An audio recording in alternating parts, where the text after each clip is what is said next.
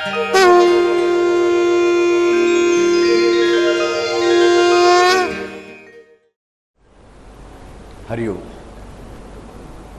मध्यम पातू खरध्वंसी. खरं राक्षसाचे 14 सेनापती आम्ही बघतो, त्यातले 8 सेनापती बघून झाले, 6 सेनापती बघायचे अजून आम्हाला. दंडकारण्यामध्येच अजून आमची लढाई चालू आहे. राम लंकेपर्यंत पोचायला काय वानरांच्या राज्यात पण पोचला नाही आहे, किष्किंधा नगरीपर्यंत. आणि हे मोठे मोठे असुर त्याच्यावर हल्ला करत असतात आम्ही बघितले. आजचे जे 2 असुर सेनापती आहेत खरं राक्षसाचे, त्यांची नावं खूप म्हटलं तर सुंदर आहेत, म्हटलं तर स्पष्ट आहेत, म्हटलं तर अर्थमय, म्हटलं तर पूर्णपणे आम्हाला सगळं विश्लेषण करणारे आहेत. हे दोन्ही जुळे भाऊच आहेत. म्हटलं की 14 सेनापतींमधल्या 7 जोड्या आहेत, ते प्रत्येकाने एकमध्ये जुळे भाऊ आहेत. ही जी जोडी आहे 9वी आणि 10वी, 9वा नंबर आणि 10वा नंबर, म्हणजे 5वी जोडी जी आहे त्यांचं नाव आहे गजदंत आणि गजशुंड. गजदंत आणि गजशुंड म्हणजे हत्तीचे दात आणि हत्तीची सोंड.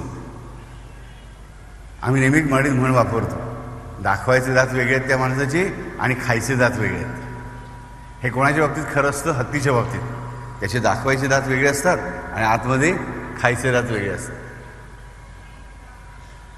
म्हणजे काय?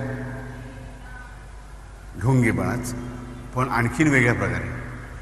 दाखवायला दात खूप सुंदर, खूप कामाचे, परंतु खाण्याचे दात मात्र वेगळे. म्हणजे आत एक आणि बाहेर एक. गजशुंड म्हणजे पण काय तर तेच. सोंड आम्हाला कशी वाटते? नाक. पण सोंड म्हणजे नाक नाही ॲक्च्युली. सोंड म्हणजे काय तर नाकाचा खालचा भाग आणि ओठाचा वरचा भाग हे एकत्र होऊन हत्तीची सोंड बनलेली. आमच्या लक्षात येईल ज्या जरती ह्या लोकांनी हे नाव दिलेलं आहे तरी त्या लोकांना त्या काळात पण ॲनाटॉमी माहिती होती की हत्तीची सोंड कशाची बनलेली असते. आम्ही आज नाही शिकलो. हे दोन्ही ठिकाणी काय जसं आहे, जसं दिसतंय तसं नाही आहे, आणि जे नाही आहे ते दिसतंय. आम्ही मराठी दुसरी म्हणून वापरतो की दिसतं तसं नसतं म्हणूनच जग फसतं. आम्ही असेच फसतो. आम्हाला कळत नाही की आमच्या आजूबाजूच्या वागणाऱ्या माणसांचे खायचे दात कुठले आणि दाखवायचे दात कुठले. आणि हे बोलतायत गोड गोड, पण माझ्याशी वीट वागतील का माहीत नाही. इथे मला एक म्हण आठवते की घालीन लोटांगण पाडीन उताणा, हाच आमचा डॅश डॅश बाणा. इकडे मी कोणाचं नाव घेत नाही. हाच आमचा डॅश डॅश बाणा. म्हणजे काय करायचं आहे, कोणाला पाडायचं आहे ना तर लोटांगण घालायचं, त्याचे पाय पकडायचे आणि मग तेच पाय धरून त्याला खेचायचं की तो पडलाच. ही प्रवृत्ती म्हणजे गजदंत आणि गजशुंड राक्षसांची प्रवृत्ती. आणि ह्या प्रवृत्तीचे लोक माझ्याशी वागतात, त्यांशी मला काही पडलेलं नाही, आपल्याला पडलेलं नाही. पण हे माझ्यामधून जेव्हा माझ्यावरच अटॅक करतात तेव्हा ते माझ्या रामाला विरोध करत असतात. माझ्या अंतरात्म्याला, रामरूपी अंतरात्मा दर्शने दोषण असत. म्हणजेच माझ्या प्रारब्धाच्या नाशाला ते विरोध करत असतात. रामाला विरोध म्हणजे माझ्या प्रारब्धाच्या नाशाला विरोध. मग हे कसं करतो? मीच हे करत असतो. येस, प्रत्येकजण आम्ही हे करत असतो. आमचे खायचे दात वेगळे असतात आणि दाखवायचे दात वेगळे असतात. लोकांना म्हणत नाही तुम्ही लोकांशी कसं वागता, वेगळी गोष्ट आहे. इथे आपला संबंध फक्त आम्ही परमेश्वराशी कसे वागतो याच्याशी आहे. आणि परमेश्वराशी वागताना पण आमचे खायचे दात वेगळे आणि दाखवायचे दात वेगळे. आमची सोंड एवढी मोठी दिसते, शरीराप्रमाणेच मोठी, पण तिचं काम एक आणि आम्हाला वाटतं वेगळंच. आणि मुख्य म्हणजे ह्या 2 दातांच्या मध्ये, दाखवायच्या दातांच्या मध्ये ही सोंड असते, हे पण आम्हाला तरी लक्षात आलं पाहिजे. ही लोक मंडळी जी ऋषीमुनी नाव देतात ती उगीच देत नाहीत, त्या प्रकारे चरित्र घडवतात, ते उगीच घडवत नाही परमात्मा, लक्षात ठेवा. बरोबर. त्याच 2 दाखवायच्या दातांमध्ये ती भली मोठी दाखवायची सोंड असते जी अनेक कामं करते. ती खाण्याचं काम करते, झाडं तोडण्याचं काम करते, शत्रूला पकडून मारण्याचं काम करते, सगळं म्हणजे अटॅकिंग काम ती सोंड करत असते. आणि आम्ही असाच अटॅक ह्या आमच्या खोट्या सोंडेद्वारे आणि खोट्या दातांद्वारे, दाखव्याद्वारे त्या परमात्म्यावर करत असतो. आम्हीच युद्ध मांडलेलं असतं त्या परमात्म्याशी. आम्हीच ते गजशुंड राक्षस असतो. आमच्यातल्याच काही वृत्ती या गजदंत असतात, हे आम्हाला कळलं पाहिजे. म्हणजे नक्की काय? अगदी साधी गोष्ट आहे बघा. आम्ही रस्त्यातून चाललेलो असतो, गाडी म्हणून म्हणा, टॅक्सी म्हणून म्हणा, रिक्षातून म्हणा किंवा चालत म्हणा, कुठेही आम्हाला रस्त्याने जायचं असतं. पुढे आमची गाडी सिग्नलपाशी थांबते. पिवळा सिग्नल पडलेला असेल तर आम्हाला घाई असते की तो पिवळ्याचा लाल व्हायच्या आत आम्ही कधी पुढे धरतो. प्रत्येकजण बाईकवाले बघा पटकन फुटपाथवरून गाडीकडे, म्हातारे चाललेत त्यांना काय होईल लागेल, आम्हाला त्याची पर्वा नसते. परंतु हीच बाईकवरची व्यक्ती जेव्हा स्वतः फुटपाथवरून चालत असते तेव्हा त्याच्या बाजूने अशी लागून फटकन कोणी भरकन बाईक नेली तर फटकन शिवी हासली. म्हणजे मला स्वतःला एक नियम, इतरांना दुसरा नियम. बरोबर. गाडीत आम्ही बसलेलो, येलो सिग्नल दिसतोय, पिवळा सिग्नल म्हणून लाल व्हायच्या आत आम्ही आमची गाडी पुढे काढतो. तसे आम्ही रस्ता क्रॉस करताना कोणी गाडी आणली तर आम्ही त्याला शिव्या घालतो. तोच तो मी गाडी चालवताना पिवळा लाल व्हायच्या आत गाडी बाहेर काढायच्या प्रयत्न असताना मी गाडीच्या बाहेर आहे, रस्ता क्रॉस करतो आहे, मी पादचारी आहे, आणि त्यावेळेस मी त्या माणसाला शिवी घालतो. माझा नियम स्वतःला वेगळा आणि इतरांना वेगळा, अगदी सामान्य जीवनामध्ये सुद्धा आणि परमात्म्याशी सुद्धा आमचा नियम असाच. दाखवायचे दात वेगळे, खायचे दात वेगळे, गरजेनुसार आम्ही आमचे दात वापरत आहोत.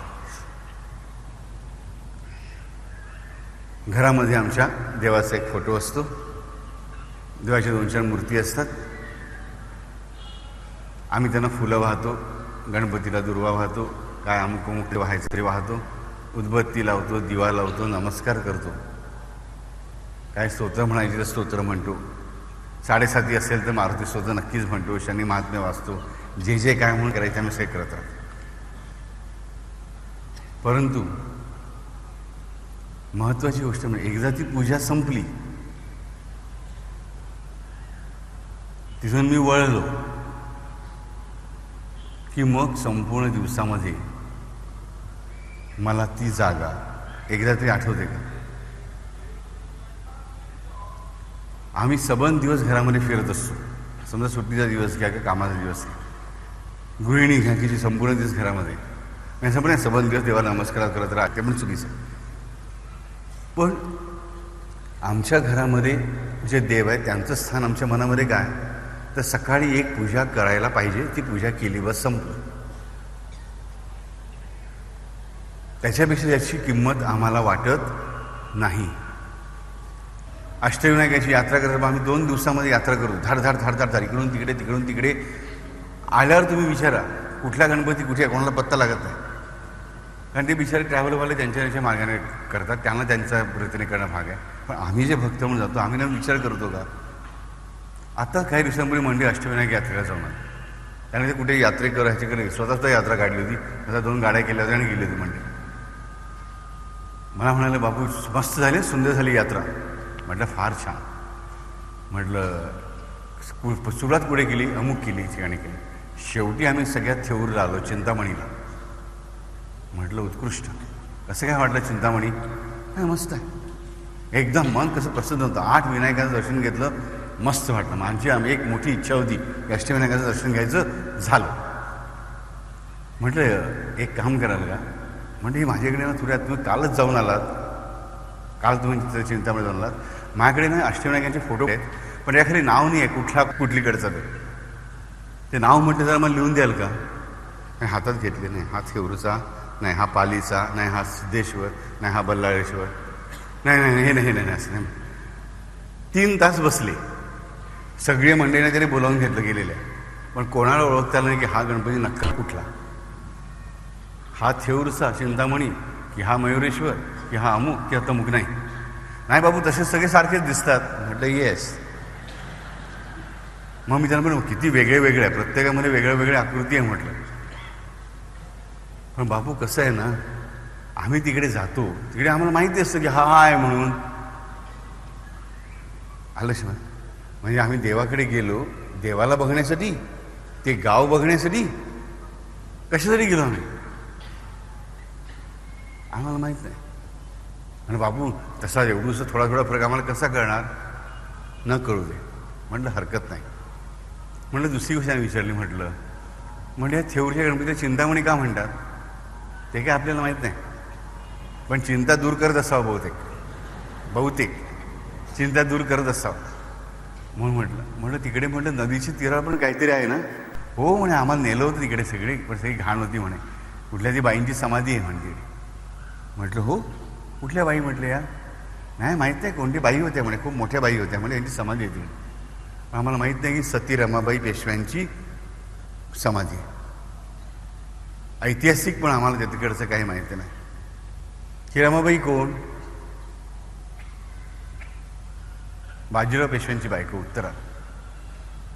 बघा, तुम्हालाही पटलं ना? जर पटलं नसतं तर हसला असतात, कारण आमचा हा स्वभाव आहे दुसऱ्या चुकीवर हसण्याचा, बरोबर की नाही? हसणार की तुम्हाला माहिती आहे नक्की कोणाची बायको होती. ही बाजीराव पेशव्यांची पत्नी, वयाच्या अवघ्या 18व्या वर्षी स्वखुशीने सती गेलेली माऊली. पण आम्हाला तिच्याबद्दल काही माहिती आहे का? बाईची समाधी आहे म्हणे तिकडे. बस आम्ही नक्की काय केलं त्या यात्रेला जाऊन? आम्ही ना ऐतिहासिक स्थळ बघितलं, ना ऐतिहासिक माहिती घेतली. आम्ही ते देऊळ ओळखू शकत नाही, त्यातल्या गणपती ओळखू शकत नाही, त्या चिंतामणी का म्हणलं ते आम्हाला माहीत नाही. आणि आम्हाला वाटतं की ते आम्हाला चिंतामणी बघितल्याचं पुण्य मिळालं. म्हणजे काय? हे झाले आमचे दाखवायचे दात,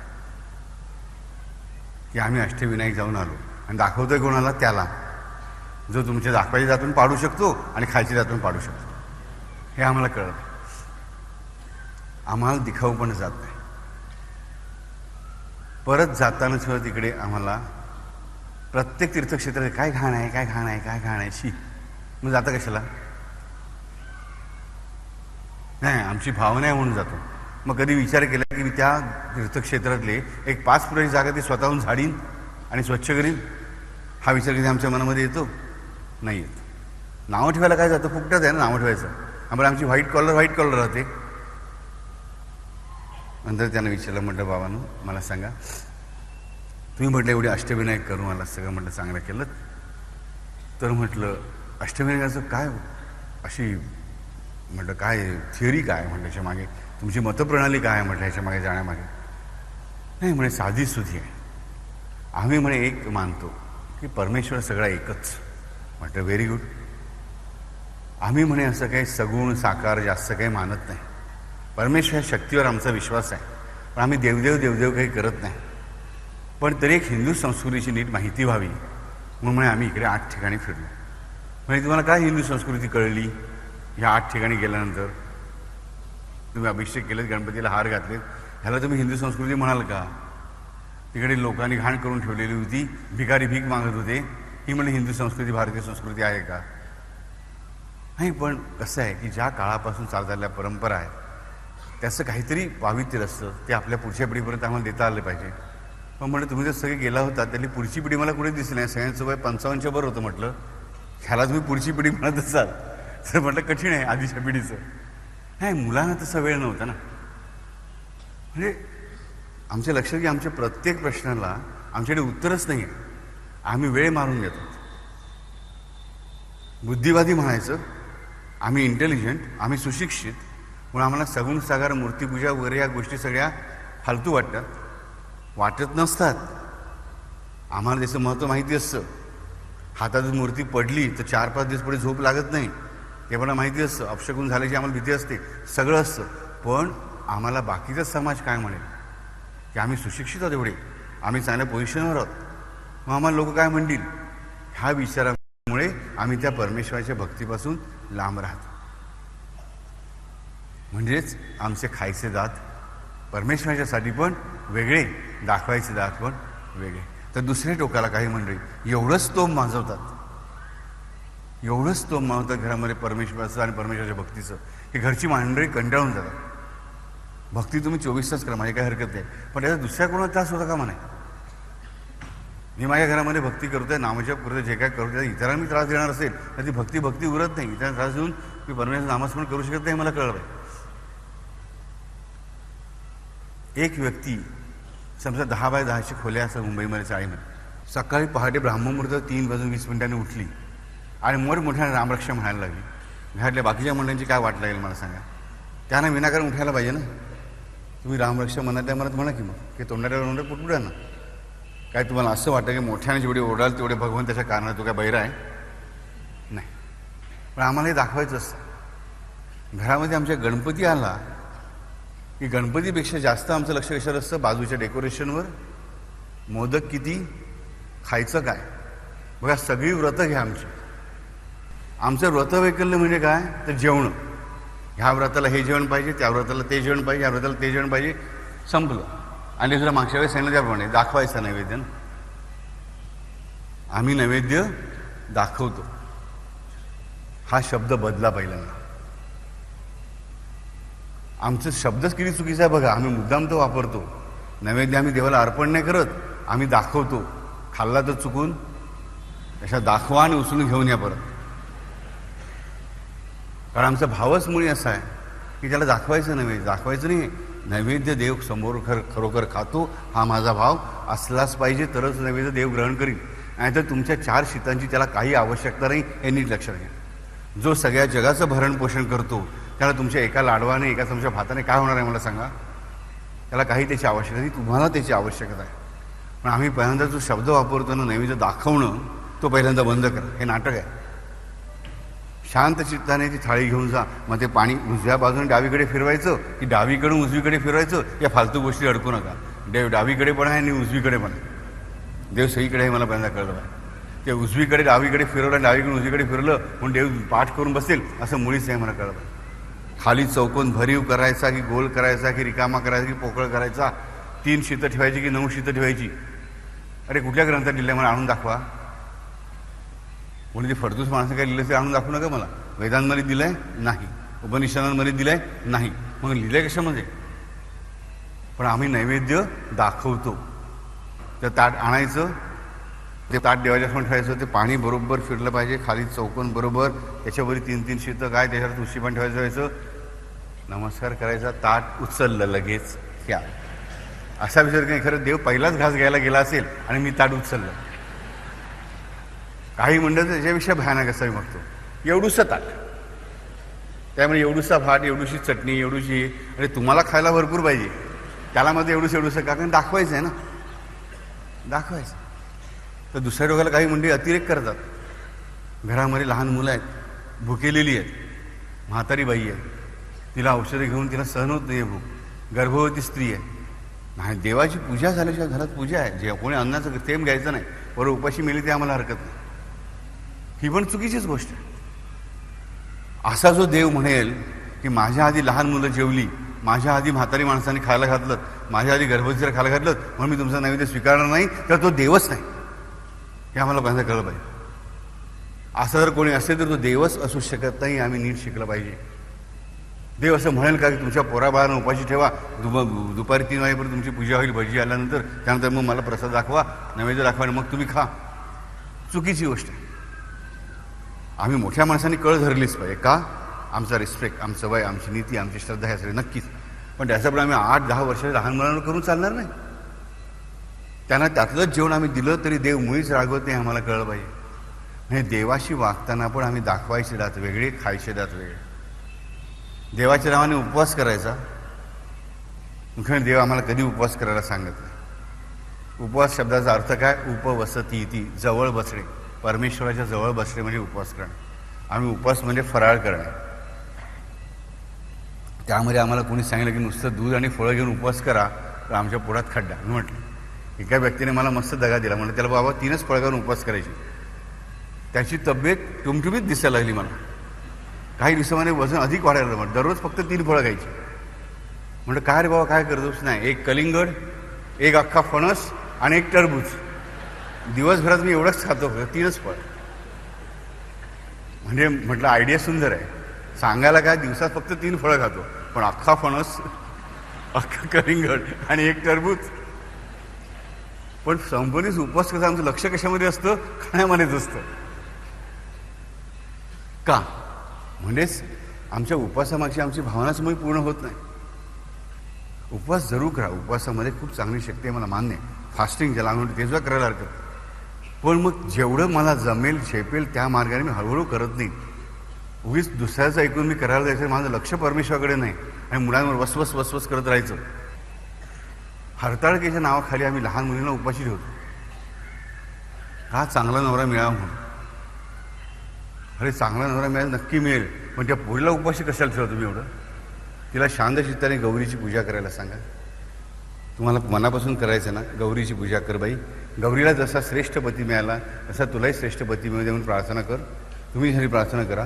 ती 7 आणि 8 आणि 9 वर्षापूर्वी मला सांगा, त्या नवरा म्हणजे काय हे पण कळत नाही हो. त्यामुळे तुम्ही कसले उपास करायला होता? पण नाही, ते व्हायला पाहिजे, तो धर्म.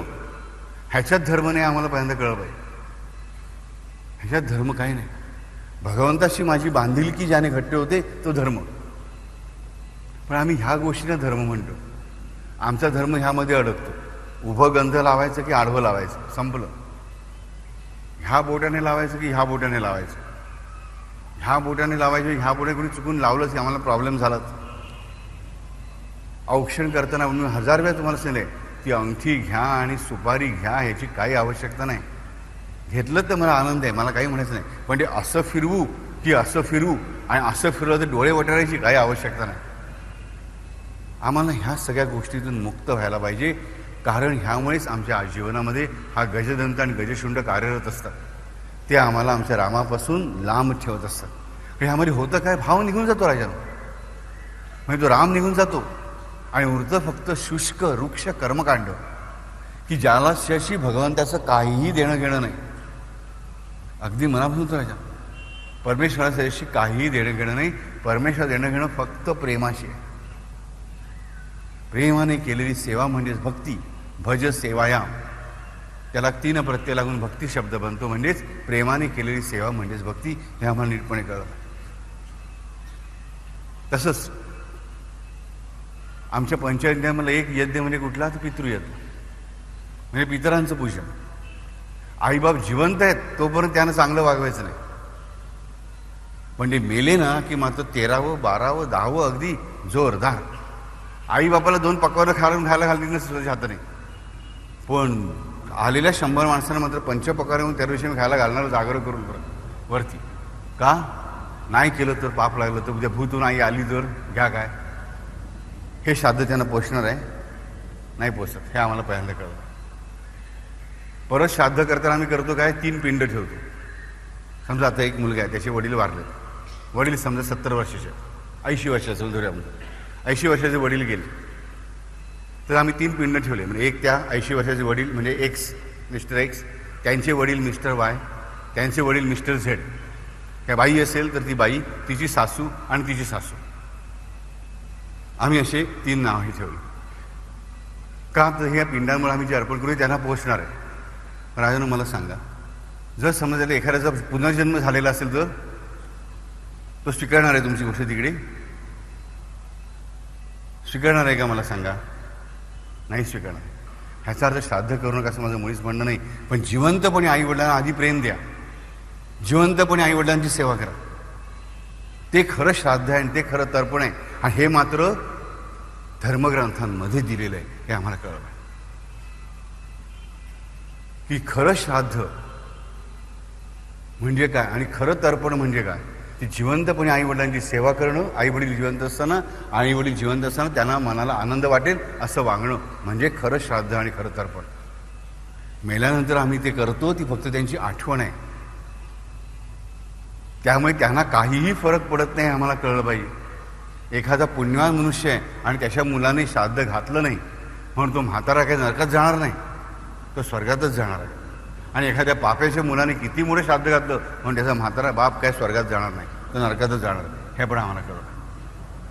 ह्या गोष्टी करू नका असं मी तुम्हाला मुळीच सांगत नाही, पण श्रद्धेने करा आणि त्याच्याबरोबर ते दाखवायचे दात एवढं माहीत करा. खरे दात मात्र नीट वापरा. आई वडील जिवंत असताना मनापासून त्यांच्यावर प्रेम करा आणि त्यांची सेवा करा. लहानपणी काय तुम्ही चुकला नसाल तेव्हा तुम्हाला तुमचे आईवडील ओरडले असतील, मला माहिती आहे, 1-2 फटके दिले असतील. म्हणून आईवडील म्हातारे झाल्यावर ते चुकीचं वागतात म्हणून मला त्यांना फटके मारायचा अधिकार नाही, हे कळलं पाहिजे. अरे 70 वर्षाच्या पुढे खरंच बुद्धी भ्रमिष्ठ होते, नाही कळत अनेक गोष्टी. आणि 60 वर्षाच्या 70 वर्षाच्या माणसाने बदलावं का मला सांगा? तर नाही बदलू शकत राजा. मग आम्ही बदलतो तर बिघडलं कुठे? एवढी काय अंगाला भोकं पडतात आमच्या? पण आम्ही हा विचार करत नाही. आई वडिलांचं खरं श्राद्ध खरं तर्पण हे आम्ही ओळखत नाही. आणि मेल्यानंतर म्हणजे आम्ही प्रयागला जा, अमुक ठिकाणी जा, तमुक ठिकाणी जा, हे भीतीपोटी घडतो की भूत होऊन मानगुटीला बसायला नको. आम्हाला भीतीतून पहिल्यांदा मुक्त व्हायला पाहिजे. भीती आणि शुष्क वृक्ष कर्मकांड ह्याच्यामुळे आम्ही भगवंतापासून लांब जातो. मी बऱ्याच ठिकाणी बघतो अगदी स्ट्रिक्टली पाळलं जातं, म्हणजे काटेकोरपणे प्रत्येक सण, श्रावणामधला व्रत, प्रत्येक कृष्णाचं पूजन, जिवंतिकाचं पूजन, अमुक हळदी कुंकू, तमिक हळदी कुंकू, संक्रांतीला बोरन्हाण, अमुक तमुक जे काय असेल मोठी लिस्ट. आम्ही जर सगळी व्रतं करायचं म्हटलं तर आम्हाला जन्म पण पुरणार नाही. एवढी व्रतं एका वर्षामध्ये आम्हाला अख्खा जन्म करत बसायला लागतं. एवढी व्रतं आमच्याकडे आहेत. पण आम्ही अशी अनेक व्रतं वैकल्य करत राहतो, अगदी स्ट्रिक्ट सगळं सगळं सगळं नीट नेमकं करतो. पण हे करत असताना आम्हाला हे माहिती असतं का की हे व्रत मी करतो त्याने नक्की काय होतं? आम्हाला माहीत नसतं. साधी गोष्ट आहे, वटपौर्णिमा आहे. वटपौर्णिमा सगळ्या बायका फेरे मारत असतात वडाच्या भोवती. बघा जाऊ, हल्ली किती मारतात मला माहीत नाही, बऱ्याच भोवती टाळत असतील. त्या फेऱ्या मारतात, पुढे काय आंबा फणस अमुक तमुक सगळं नेऊन ठेवतात, उपवास करतात, खिचडी खातात, पण सगळं जे काही करायचं रे करतात. पण हे कशासाठी? त्यामुळे 7 जन्म तोच नवरा मिळावा म्हणून. एक लक्षात ठेवा, जर खरंच तुमचं एकमेकावर एवढं प्रेम असेल तर ब्रह्मदेव पण तुम्हाला कुठल्याही जन्मात एकमेकांपासून वेगळं करू शकत नाही. आणि तुमचं जर एकमेकावर प्रेम नसेल तर एक वड काय, वटपौर्णिमा दररोज केली आणि 108 वड पूजले तरी तुम्ही नवरा बायको होणं शक्य नाही, हे लक्षात ठेवा. वटपौर्णिमा जरूर करा, पण प्रेमाने करा. बाकीच्या बायका काय म्हणतील म्हणून नाही, माझा धर्म बुडेल म्हणून नाही. खरंच जर तो नवरा हवा असेल तर जरूर करा, मनापासून करा, त्याच्यामध्ये पण शक्ती आहे. पण त्याचा संबंध काय आहे हे आम्हाला कधी कळत नाही. आम्हाला एवढी गोष्ट माहिती असते की सत्यवानाला सावित्रीने परत आणलं तो हा दिवस. पण आम्हाला इथे नीट माहिती पाहिजे की सावित्रीने जेव्हा सत्यवानाला परत आणलं तेव्हा ती जंगलात होती. तिच्याकडे वडाच्या झाडाची पूजा करण्यासाठी कुठलाही भटजी नव्हता, कुठलेही मंत्रतंत्र नव्हते, साध्या अक्षता तांदूळ नव्हती, फुलं नव्हती, पानं नव्हती, काही नव्हते. तिने उपवासही केलेला नव्हता. कारण पूर्ण वर्णन आहे सावित्री आख्यानामध्ये की सकाळी ती आणि तिचा पती निघाले तेव्हा सासऱ्याने तिला प्रेमाने जेवू घातलं. म्हणजे ती उपाशी नव्हती, तिने उपवास पण केला नव्हता. पण तरी देखील तिने यमाच्या हातातून नवऱ्याला सोडून आणला. तरण्या बाण 27 वर्षाच्या सत्यवानाला तिने परत आणलं. ह्याचा अर्थ महत्त्वाची गोष्ट काय, ह्यातलं कुठलंही व्रतवैकल्याच्याकडे नव्हतं, पण तिच्याकडे निष्ठा होती, तिच्याकडे प्रेम होतं, तिच्याकडे भक्ती होती, हे आम्हाला कळलं पाहिजे. कर्मकांड करणं आवश्यक असतं मला म्हणतो का, कारण आम्ही सामान्य माणसं आहोत. आम्हाला नुसतं डोळे बंद करून चिंतन ध्यान मग्न करून आम्हाला काही करता येत नाही आणि करण्याची आवश्यकता नाही. सगुण उपासना खरंच महत्त्वाची. रामचंद्रानेच प्रत्यक्ष सांगितले सुंदरकांडामध्ये की सगुण उपासक परहित निरत नीती श्रद्धा दृढ नाही. सगुण उपासक मला प्रिय आहेत, पूर्णपणे रामचंद्राने सांगितले. पण हे करताना आम्ही दाखवतो फक्त, हे विसरू नका. दाखवायच्या ऐवजी परमेश्वरासाठी खायचे दातच वापरा. म्हणजे काय, तर परमेश्वराच्या समोर परमेश्वराची भक्ती करताना आमची भक्ती अधिक कशी चांगली होईल, फक्त दिखाऊ होणार नाही ह्याची काळजी घ्या. कवायतीचा उपयोग नाही, लक्षात ठेवा, कवायतीचा उपयोग नाही. तुम्ही मला सांगा, साधी गोष्ट, एखादं मूल हरवलंय, मोठी गर्दी आहे, अनेक बायकांनी प्रेमाने अगदी किती त्याच्या पाठीवर हात फिरवला त्या मुलाच्या, ते मूल रडायचं शांत होईल का? नाही होणार. ते कधी शांत होईल? आई येईल आणि एक धपाटा मारला पाठीमारे, मेला माझा हात सोडून पुढे गेला होतास. ती प्रेमाने हात नाही फिरवणार, ती खरी आई जी धपाटाच झालेली. का? कारण तिनेच ते दुःख भोगलं आहे. ती 15 मिनिटं 20 मिनिटं माझं बाळ कुठे असेल, म्हणजे ती दिखाऊपणा नाही करणार, माझं बालाले, माझ्या सोन्याले, माझ्या पप्पूले नाही. ती एक त्या माणं माझं बोट सोडून गेलास, मेला काय झालं असतं तर माझं काय झालं असतं. हा खरेपणा, दिखाऊपणा. आम्हाला इथे कळलं पाहिजे मनापासून की आम्ही भगवंताशी कसे वागतो. असे सगळे दिखाऊपणा आम्हाला आमच्या आयुष्यातून बाजूला काढता आले पाहिजेत. मी मराठीच्या क्लासमध्ये बोलत होतो परवा, आमचं साईचरित्राचा पाठ चालू होता. म्हटलं अख्ख्या साईचरित्रामध्ये आम्ही वाचतो, पण आमच्या कोणाच्या टाळक्यात कधी शिरलं नाही की साईबाबा कोणाच्या घरी कधीच गेले नाहीत. बरोबर हो की नाही? हे उत्तर द्या. याचा अर्थ वाचलेलंच नाही साईचरित्र आम्ही. कोणाच्या घरी गेल्याचा उल्लेख सापडतो, दारातून भिक्षा मागायचे, पण गेले होते कोणाच्या घरी? चांद पाटलाच्या घरी. आम्हाला विसरून चाललं नाही. कोणाच्याही घरामध्ये बाबा कधी पाय टाकलेलं नाही, दारातून भिक्षा घेतलेली आहे. पण एक चांद पाटलाच्या घरी मात्र बाबा 2 महिने राहिले. म्हणजेच आम्हाला इथे कळलं पाहिजे. ह्या साईचरित्रामध्ये गोष्ट आम्ही प्रत्येक वेळी वाचतो, त्यामुळे आपण हा प्रश्न कधी उभा राहत नाही की बाबांनी ह्या चांद पाटलाच का पकडला पहिल्यांदा. इथे आम्हाला भगवंत कसा आहे कळतं की तो भगवंत भक्ताला भेटण्यासाठी किती अधीर होतो बघा. साईबाबांचं साईबाबा हे रूप त्या चांद पाटलाला माहीत पण नाही आहे, पण तरी देखील त्याच्या नियमित भक्तीने, त्याच्या अनेक जन्मांच्या पुण्याने प्रेम होऊन, त्याचं प्रेम पाहून साईनाथ स्वतः त्याच्यासमोर येतात. ते झाडाखाली बसलेले आहेत. तो चांद पाटील जातोय त्याची घोडी शोधण्यासाठी. बाबा त्याला हाक मारतात, अरे भाऊ इकडे कुठे चाललास? त्याला तो म्हणतो की माझी घोडी हरवली. बाबा म्हणतात जा तिकडे जाऊन हाक मार, तुला मिळेल. 2 महिन्यापूर्वी हरवलेली घोडी एका क्षणामध्ये त्याला मिळते. त्याला आश्चर्य, त्याच्या मनात कुतूहल पैदा होतं की अरे हा कोण आहे? मग तो बसतो, तर त्याला बाबा म्हणतात जरा बस, पळभर बस जरा माझ्यापाशी, चिलीम पिऊन जा. चिलीम पेटवायला निखारा पाहिजे म्हटल्यावर बाबा काय करतो? कधी ज्याने लोकांसमोर चमत्कार केला नाही तो एकदा फक्त त्याच्यासमोर चमत्कार करतो. तो चिमटा मारतो, निखारे काढतो. चांद पाटील बघत राहतो. आता छापी भिजवायला पाणी पाहिजे. बाबा तिकडेच चटका मारतो, तिकडून पाणी बाहेर येतं. बाबा छापी भिजवतो. चांद पाटील पूर्णपणे शरण जातो. का? कारण पहिल्याच एंट्रीमध्ये बाबांनी सिद्ध करून दाखवलं की माझी पंचमहाभूतांवर सत्ता कशी येते. आकाशात म्हणजे माहीत नसलेल्या अशा जागी असलेली ती घोडी कुठे आहे ती बाबाला बरोबर माहिती आहे. बाबाने हाक मारायला सांगितले म्हटल्यानंतर ती आहे कुठे, जिकडे कुठे असेल इकडे तिला हाक ऐकू जाते आणि एका क्षणात ती तिकडे येते. म्हणजे वन्य प्राण्यांवर पण त्यांची सत्ता आहे, पशुपक्ष्यांवर त्यांची सत्ता आहे. अग्निमहाभूत आहे सत्ता, निखारे उत्पन्न केले. जलमहाभूत आहे सत्ता, जल उत्पन्न झालं. आणि पृथ्वी महाभूत आहे सत्ता, आणि त्या पृथ्वीमधूनच या दोन्ही महाभूतांची उत्पत्ती त्यांनी करून दाखवली. पहिली भेट किती महत्त्वाची आम्हाला कधी कळलंच नाही. नुसती कथा वाचली आणि सोडून दिलं. कारण साईचरित्र वाचनावर फक्त दिखाऊच.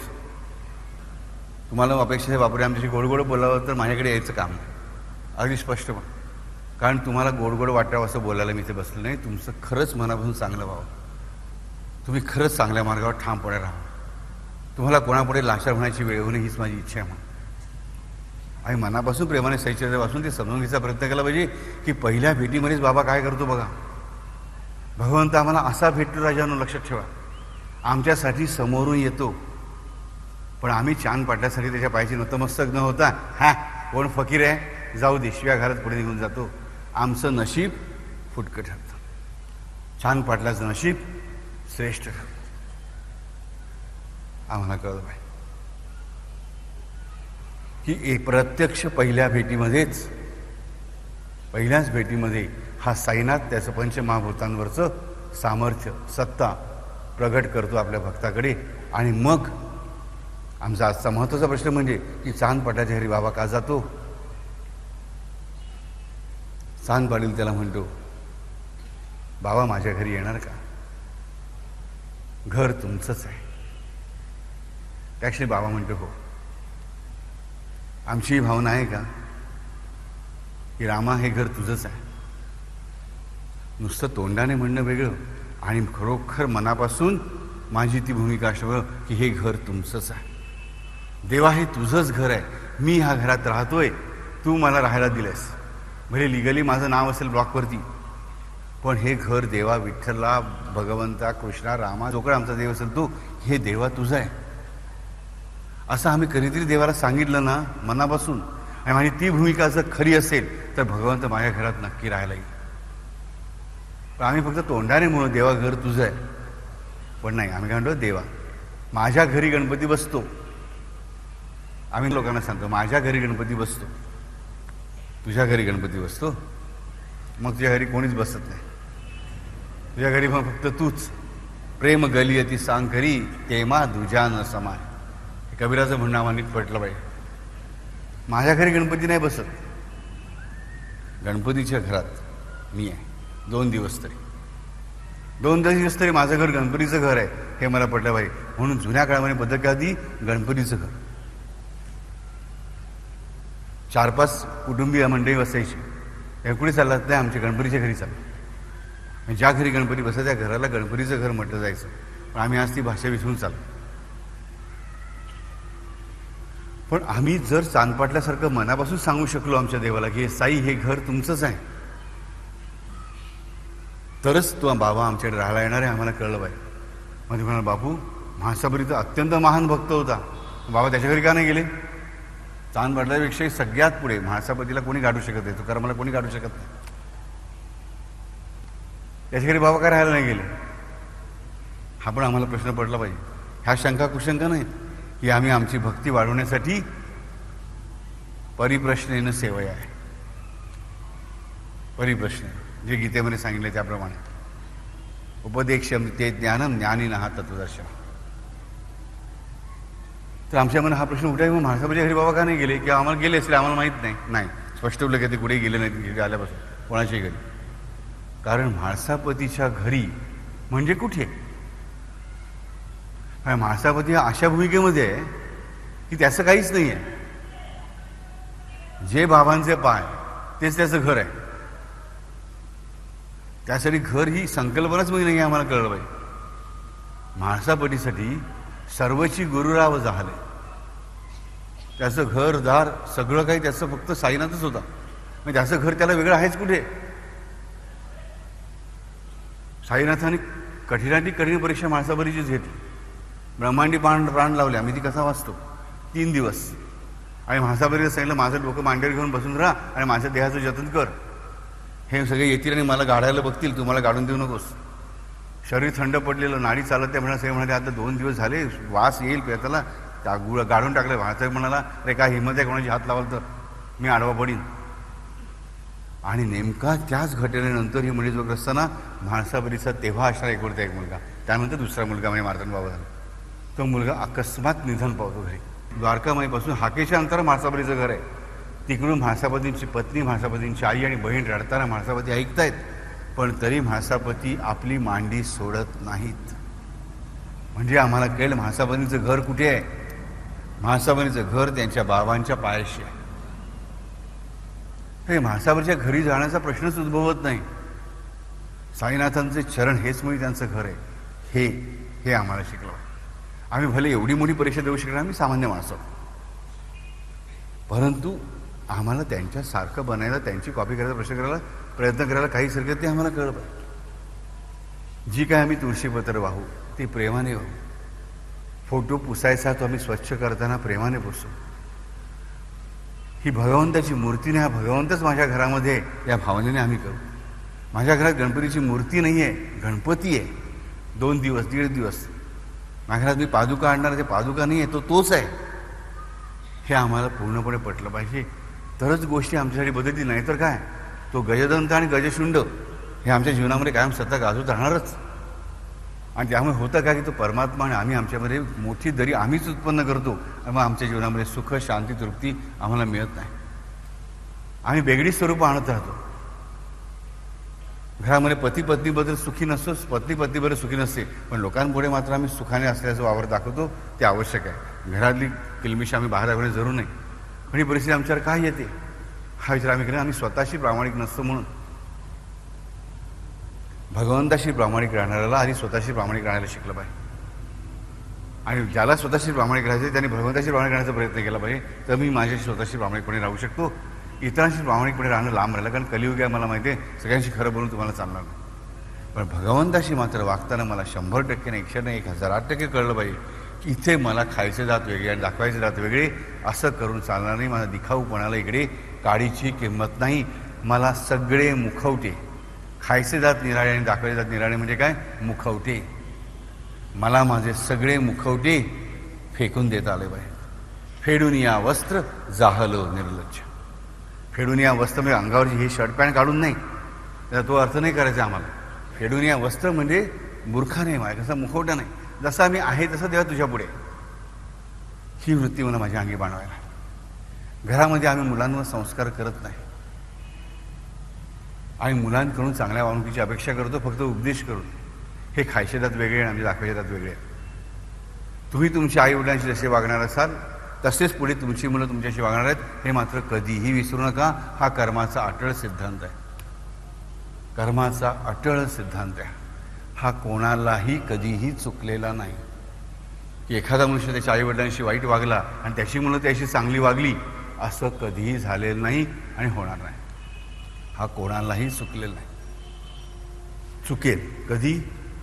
जर एखादा मनुष्य आपली चूक ओळखेल, माझ्या आईवडिलांशी चुकीचा वागलो तेव्हा, देवा मी चुकलो, मला क्षमा कर, मी त्याच्या बदली आज जाऊन 10 वृद्ध व्यक्तींची सेवा करीन निरपेक्षपणे, मी परमेश्वराचं नामस्मरण प्रेमाने करीन, तर नक्की परमेश्वर तुमचं कर्माचं चक्र उलटं फिरवेल. ही पण खात्री आम्हाला असली पाहिजे की तो अनंत कनवाळू आहे. मग आता मी मुखवटा धारण करायचा प्रयत्न केला, नाही मी कसं आईला ट्रीटमेंट केली, वडिला डॉक्टरकडे घेऊन गेलो होतो.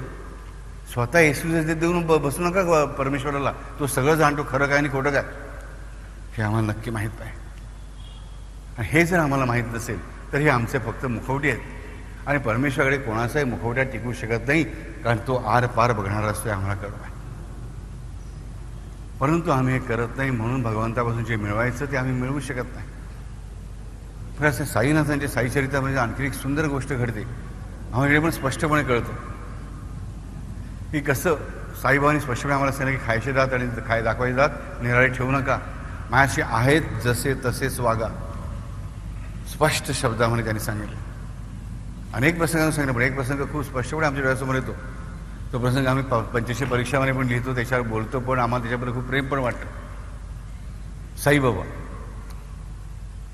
शांतपणे बसलेले असतात, नेहमीपणे त्यांच्या भोवती त्यांच्या मंडळीचा गोंधळ असतोच.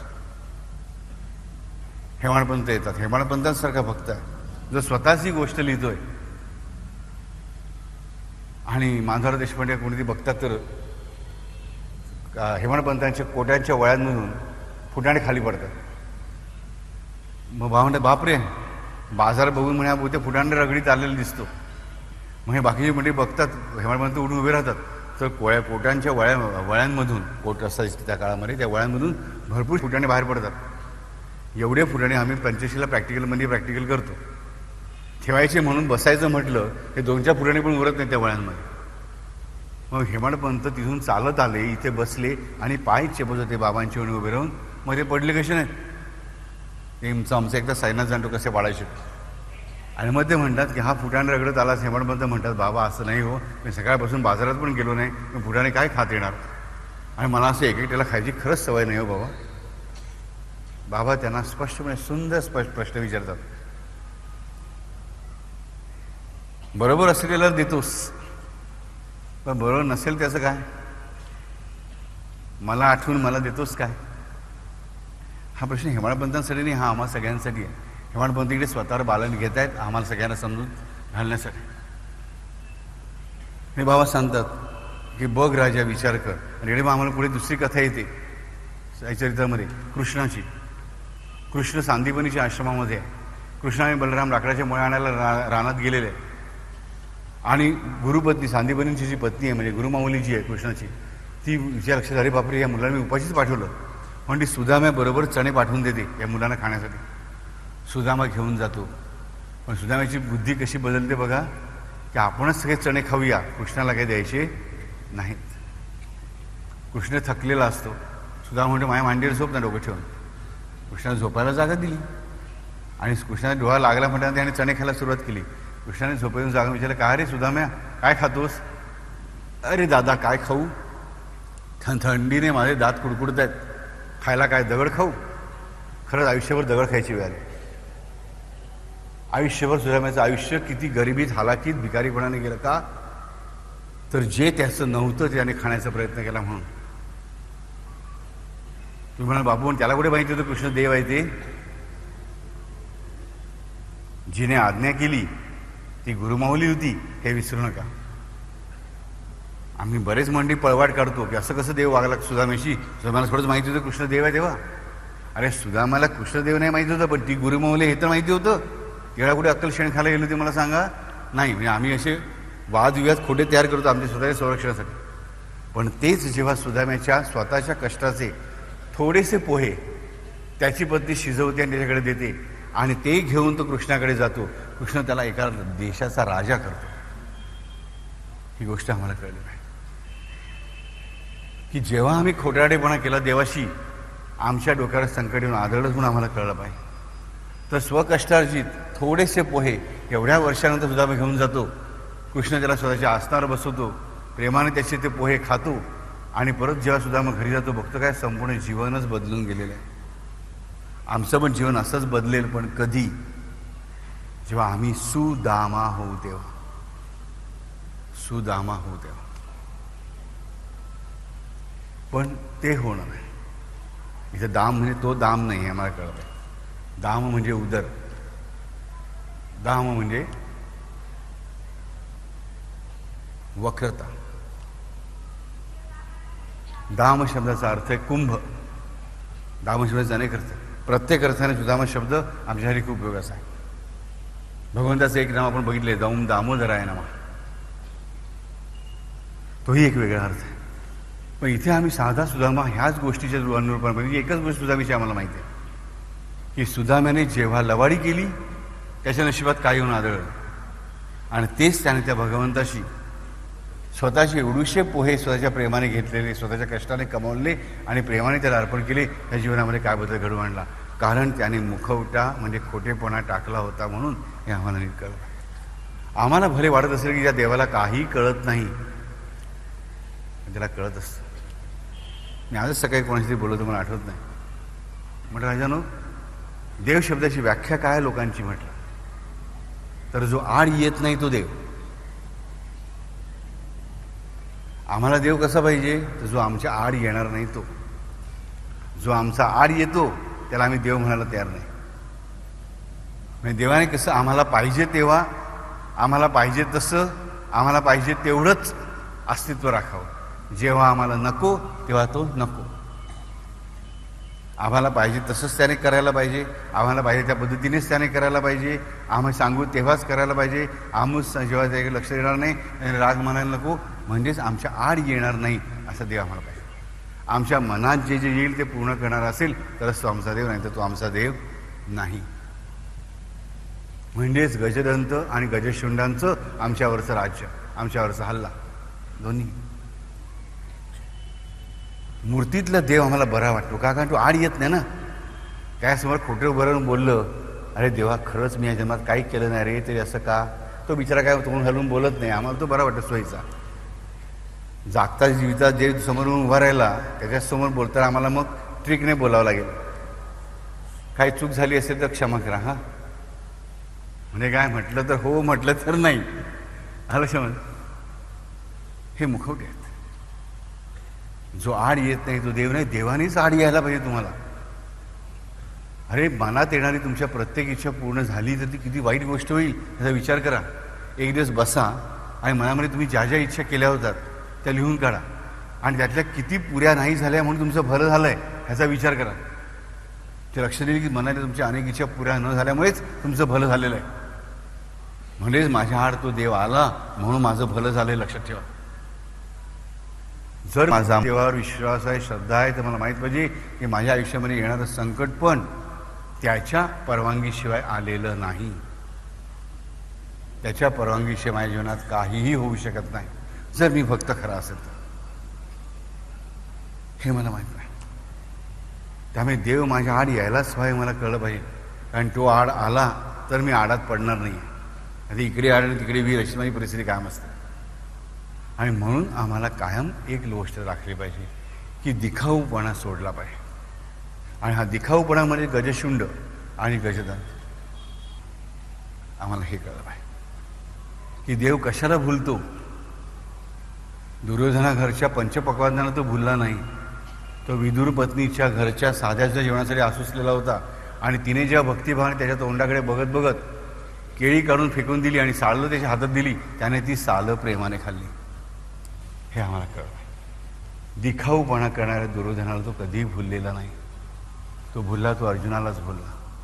तो भुलला, तो विदुरपत्नी पारसवीलाच भुलला. आम्हाला कळलं पाहिजे की देव कशाने प्रसन्न होतो, तर आमच्या खऱ्या प्रेमाने, खऱ्या सेवेने, खऱ्या भक्तीने, मुखवटे टाकून, दिखाऊपणा टाकून केलेल्या खऱ्याखुऱ्या प्रेमाने. हरिओम.